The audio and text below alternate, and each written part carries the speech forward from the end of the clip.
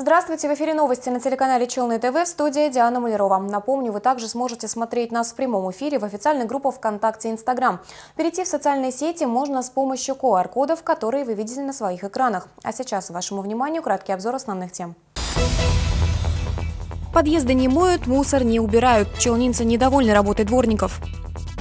Время смотать удочки. В Татарстане введены ограничения на рыбалку.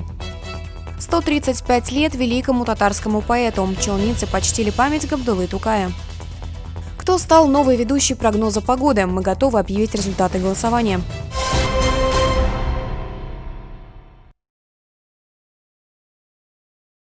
Подъезды не моют, мусор не убирают. С такой проблемой челнинцы обратились на нашу горячую линию.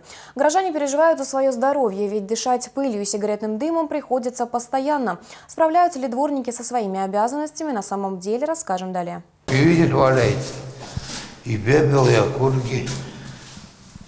Петр Иванович живет в доме 4421. Челнинец часто ходит на рыбалку рано утром. И что по пути на водоем, что обратно, одна и та же картина. Мусор и грязь, рассказывает пенсионер. Тут большинство молодежь немножко курит, цорит. После Нового года 2 раза видел, что убирали, подметали. Один раз подметали, один раз протирали. Ну, не очень-то убирает. Помимо окурков и бумажного мусора, с двойной силой подъезд атакует уличная пыль. Во дворе этого дома обновляют детскую площадку, расширяют проезжие части. Да вот только радости от этого мало, говорят жильцы. Одно на одно еще накладывается. Сейчас видели, в ремонте идет весь двор. То есть грязи много. То есть, естественно, это сразу вся грязь же в подъезды несется. Весь песок, вся эта глина. В отличие от подъезда, в графике уборок чисто как на операционном столе. Судя по документу, уборки подъезд не видел аж со 2 апреля. Где же технический персонал? На этот вопрос жильцы лишь разводят руками. Многие дворников не видели уже несколько недель. Кто-то заболел, время же такое. Что тут случилось, кто-то уволился. Я никого из дворников не обвиняю, нет. Дай Бог им здоровья, что они пашут, не работают, а пашут. И все же, где технический персонал? Ответ на этот вопрос мы попытались получить в управляющей компании «Паритет». Время сейчас 2 часа дня, рабочий день идет до 5 часов. По словам вахтера, на месте никого нет, никто нам ответ дать не может. Будем пробовать. Многочисленные попытки дозвониться до руководства результатов не дали. Вместо ответа только гудки. Покинув управляющую компанию, мы задались вопросом, а хватает ли дворников по городу в целом? Проблема нехватки дворников имеет место быть и в нашей управляющей компании. Данный вопрос связан не только с заработной платой, а она рассчитывается исходя из зоны обслуживания, а также из-за непрестижности данной профессии, главное неуважительного отношения жителей к труду данных сотрудников. И дело не только в этом, говорят дворники. Объем работы растет, а зарплата нет. Один дворник, он должен и полы помыть, он должен улицу убрать, он должен кусты подстричь, он должен косить. Короче, деревья белить, ну все. Вся работа абсолютно, все с утра до ночи можно работать, без праздников, без обеда, без выходных. Проблема нехватки дворников остро стоит уже не первый месяц. По их словам, та зарплата, которую они получают, не стоит их здоровья, ведь работать приходится действительно много. Диана Малярова, Айдар Мусин, Сергей Вильданов, новости Челны ТВ. Если вы стали свидетелем какого-либо происшествия или у вас есть проблема, которой вы хотите поделиться, звоните нам по номеру 51 31 31. После короткого сигнала вы сможете оставить свое сообщение на автоответчик в любое время суток. Также вы можете отправить свои фотографии и видео в WhatsApp по номеру телефона 8 939 311 31 31. Наши корреспонденты обязательно прослушают и просмотрят ваши сообщения, и, может быть, именно по вашей истории снимут следующий репортаж. Ваши сообщения мы принимаем круглосуточно.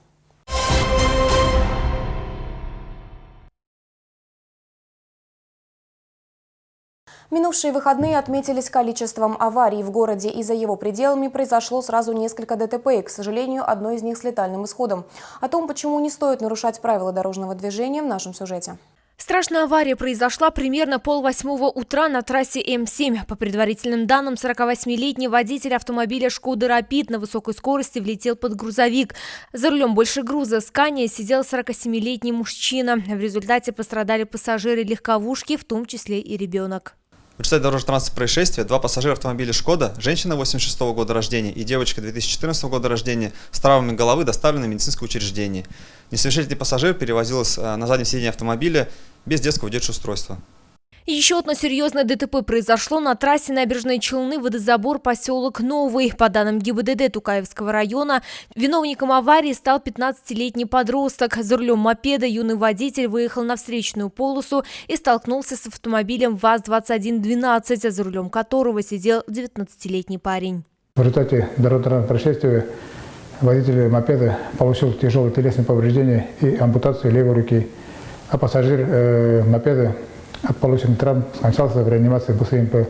В данное время по факту происшествия проводятся следственные мероприятия. Третья крупная авария с 3 машинами произошла на трассе Набережные Челны Заинск-Альметьевск. 57-летний водитель автомобиля Ford Focus выехал на встречную полосу и врезался в металлическое ограждение. Затем совершил столкновение со встречным автомобилем ВАЗ-2114 и Nissan. В результате аварии последние 2 машины вылетели в кювет, иномарка перевернулась на крышу. В результате дорожного происшествия пострадали все 3 водителя и доставлены в БСМП города Набережные Челны. В данное время по факту дорожного происшествия проводится административное расследование. Теплая погода и отсутствие гололедицы не должны становиться поводом для гонок на дорогах. Соблюдайте скоростной режим и помните, лучше через 10 минут быть дома, чем через 5 минут в морге. Лилия Гатина, новости Челны ТВ. Пустые улицы, радиоактивная пыль, похороненная в завалах здоровья. Сегодня, 26 апреля, 35 лет со дня катастрофы на Чернобыльской атомной электростанции. В тот день в 1 час 23 минуты произошел взрыв 4-го энергоблока во время его плановой остановки и проведения испытаний турбореактора. Этот взрыв унес жизни тысячи человек. От радиации пострадали несколько стран. На ликвидацию последствий аварии призывали людей из разных городов. В их числе более 700 челнинцев. Интервью одного из них, председателя чернобыльцев КамАЗа Анатолия Колыпина, вы можете увидеть в программе «Лицом к лицу» на нашем телеканале. Он рассказал об одной из самых серьезных техногенных катастроф в истории, о том, как она делила жизни на до и после, а также об экстремальном туризме по улицам Припяти. Большое интервью смотрите 27 апреля в 6 часов вечера, а также в 23:00 на телеканале Челны ТВ. Все надо переносить было, выбрасывать в могильники, то есть оборудование, инструменты, инвентарь, прочее. То есть действительно ликвидировать все это, потому что все фанило, все было зажжено сверх нормы. А будут ли искать вандалов? Арт-объект, разрушенный неизвестными совсем недавно, уже в процессе восстановления. Лицо выдающегося художника Ивана Шишкина реставрируют сотрудники Горзеленхоза.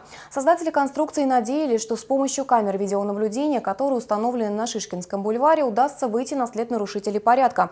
Однако, как нам пояснили сотрудники полиции, к сожалению, арт-объект не попадает в поле видимости камер. Поэтому найти вандалов будет не так просто. Да и будут ли их искать?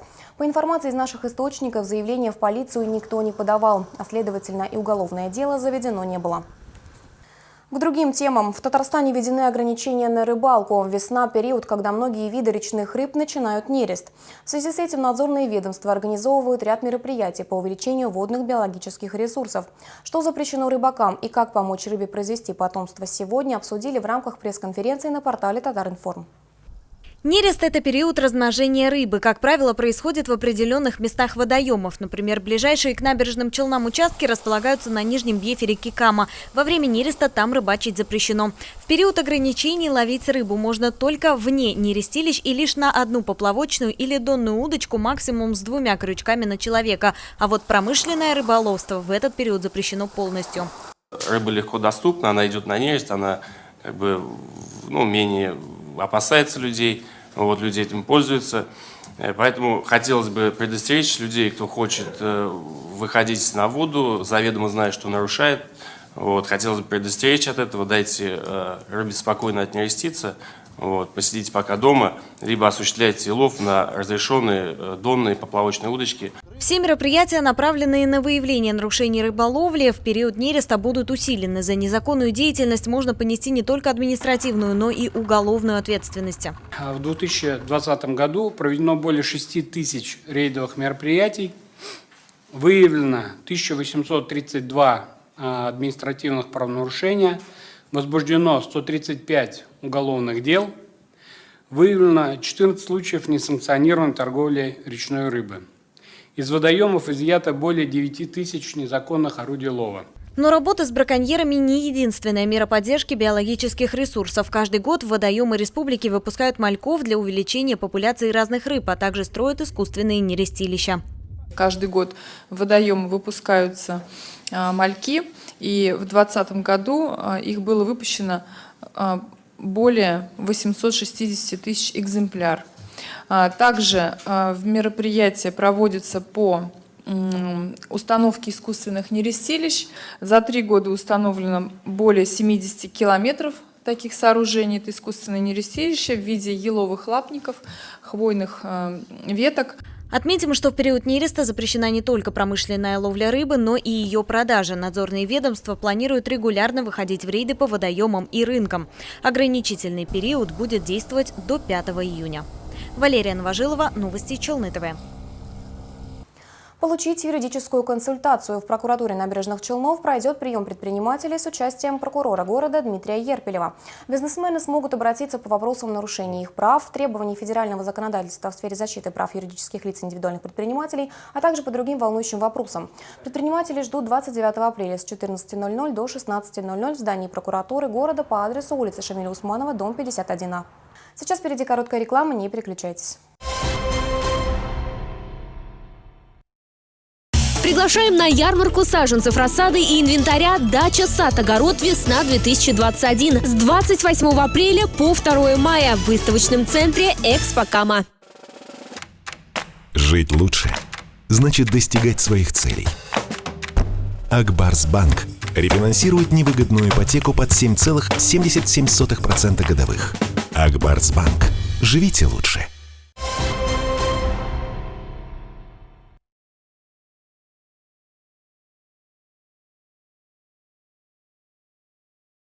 Вы смотрите новости на телеканале Челны ТВ, и мы продолжаем. В Набережных Челнах продолжается муниципальный конкурс в рамках чемпионата Junior Skills. В IT-парке поборолись 6 участников из разных учебных заведений города в компетенции лазерные технологии. В чем особенности соревнований и насколько они были сложными, в сюжете Лилии Гатиной. Уважаемые участники, сейчас время 10:48, у нас осталось буквально 3 часа на всю работу.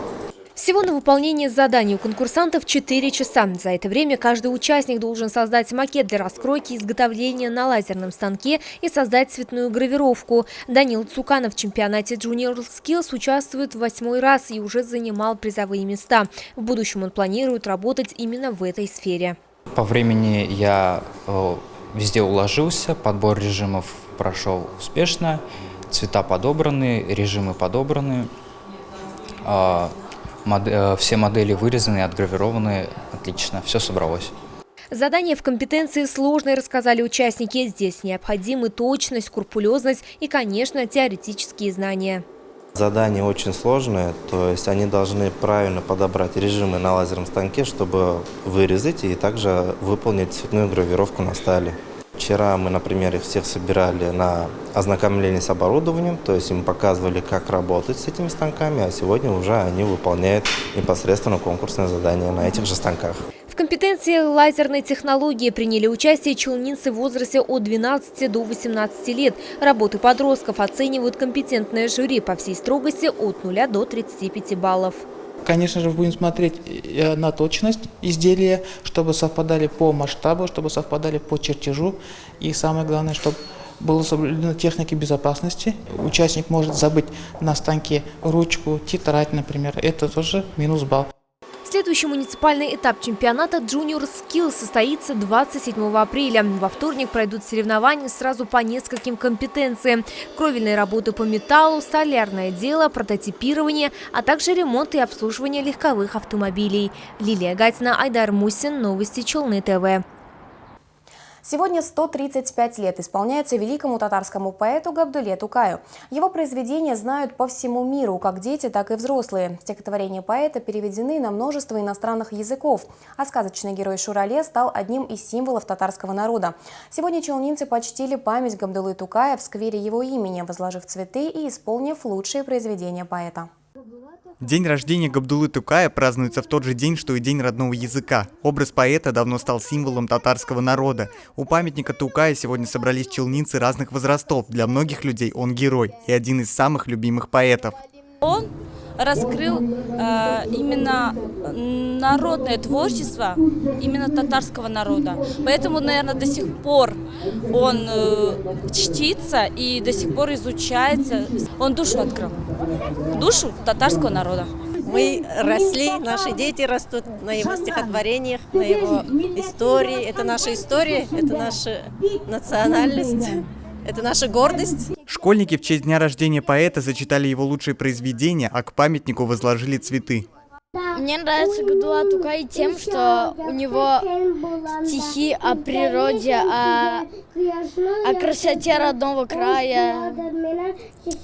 Он во всем видит плюсы и пытается это рассказать в стихах. Он за короткие годы своей жизни написал очень много произведений, которые читают и взрослые, и дети. Его стихи очень патриотичны и призывают молодое поколение трудиться и учиться. Он сочинил красивые стихи на татарском языке, и он прожил очень мало лет.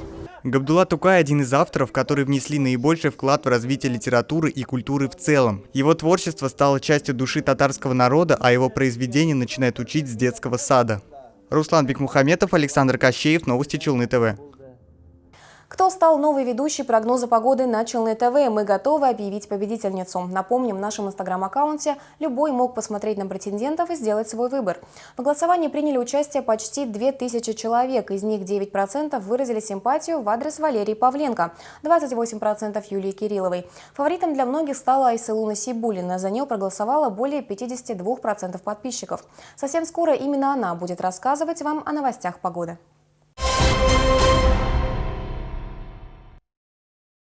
Весна – время перемен. Обновить гардероб или интерьер, внести в рацион вкусные и полезные продукты поможет большая всероссийская ярмарка выставочного центра «Удмуртия». Открытие ярмарки 27 апреля. Широкий ассортимент рыбы из северных и дальневосточных морей, абхазские сыры, колбасы от удмуртских фермеров, сыродавленные масла, краснодарский чай, восточные сладости, мед, мармелад ручной работы, а также сладкие азербайджанские гранаты. Покупателей ждет большой ассортимент одежды и аксессуаров, натуральная косметика, саженцы и садовый инструмент. Это и многое другое можно приобрести на всероссийской ярмарке, которая в этот раз проводит в Челнах 2 недели. Приглашаем за покупками.